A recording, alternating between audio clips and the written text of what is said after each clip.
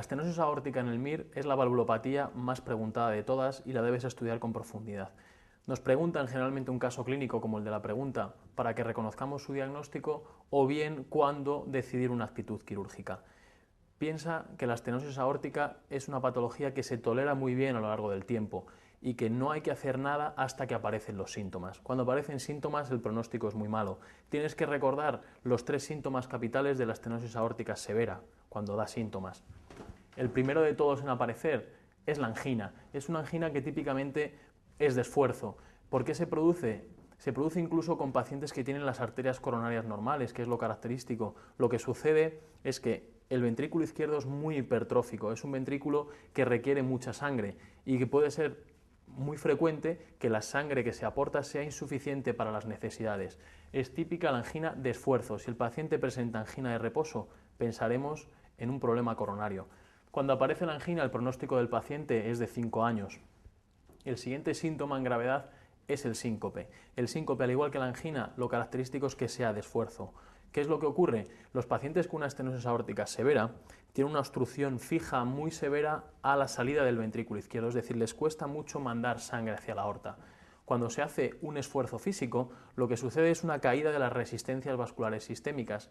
Cuando caen las resistencias, lo que se pretende es aportar un mayor aflujo de sangre, sobre todo hacia el músculo esquelético.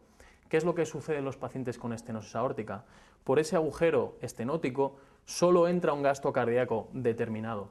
Así, si nuestro paciente hace algún esfuerzo, lo que va a suceder es que con esa vasodilatación no se le corresponde un aumento del gasto, hay hipoperfusión cerebral y el paciente se sincopa. Por ese motivo, a los pacientes que tienen una estenosis aórtica severa se les contraindica, por un lado, la administración de vasodilatadores porque pueden provocar esta situación y también la realización de una prueba de esfuerzo. Cuando aparece el síncope, el pronóstico es de 3 años. El síntoma más grave de todo es la aparición de insuficiencia cardíaca, es la aparición de disnea progresiva. El pronóstico, cuando aparece la insuficiencia cardíaca, es de 2 años. ¿Cuándo vamos a hacer cirugía de una estenosis aórtica severa? Pensad, lo primero, siempre tiene que ser severa esa estenosis aórtica. Si no es severa, no se opera.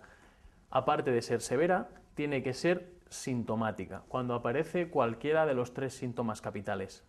Si no es sintomática, lo que marca el pronóstico es la función del ventrículo izquierdo.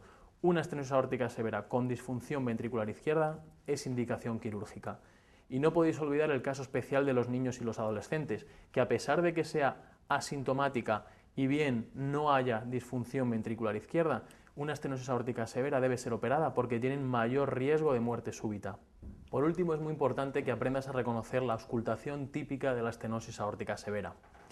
Este esquema, el que tenéis en el manual, es muy sencillo de reconocer, pero tenéis que razonar por qué sucede. Pensad que el ventrículo izquierdo tiene que vencer la resistencia que le supone la válvula aórtica, esa es la causa de todo. Así pues, en el ciclo cardíaco comienza la sístole, se cierra la válvula mitral y la válvula tricúspide y se produce el primer ruido.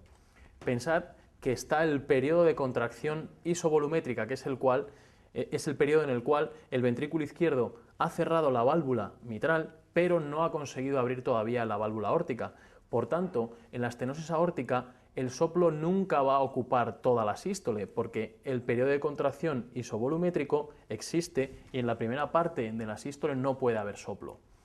Lo siguiente que ocurre es que se abre la válvula aórtica cuando la presión del ventrículo izquierdo supera la de la aorta.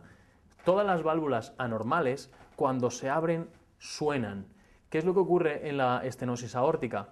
Si es una válvula que no está muy desestructurada y muy calcificada, como ocurre en los niños y los jóvenes, al abrir suena. Es lo que llamamos un clic. Al abrirse una válvula y suena en sístole, se llama clic. Si fuera en la diástole lo llamaríamos chasquido, como ocurre en la estenosis mitral. Una vez que se ha abierto la válvula aórtica, se establece el gradiente y empieza el soplo. El soplo característicamente es romboidal. ¿Qué significa romboidal? Pues el ventrículo izquierdo, según avanza su sístole, va aumentando su presión y por tanto va aumentando el gradiente, y a medida que avanza la sístole la intensidad del soplo es mayor, hasta que la sístole va acabando, el ventrículo izquierdo pierde fuerza y la intensidad del soplo disminuye. ¿Qué es importante que recordéis? Cuando este soplo borra la aparición del segundo ruido, diremos que la estenosis aórtica probablemente es severa. Otra cosa que debéis recordar es que la estenosis aórtica es una causa primordial de desdoblamiento invertido del segundo ruido. Como consecuencia de esa resistencia que le hace la válvula aórtica, el ventrículo izquierdo tiene que prolongar su sístole. Al prolongar su sístole puede ocurrir que el cierre pulmonar ocurra antes que el cierre aórtico. El ventrículo izquierdo ha acabado su sístole, se ha relajado, se ha producido el cierre pulmonar y aórtico y empieza la diástole. El ventrículo izquierdo, como es un ventrículo muy hipertrófico, es un ventrículo que se relaja mal. Acordaos que al relajarse mal, en el principio de la diástole no se puede llenar por diferencia de presión desde la aurícula hacia el ventrículo y tiene que ser la aurícula izquierda la que al contraerse llene el ventrículo y por eso es característica la presencia de un cuarto ruido.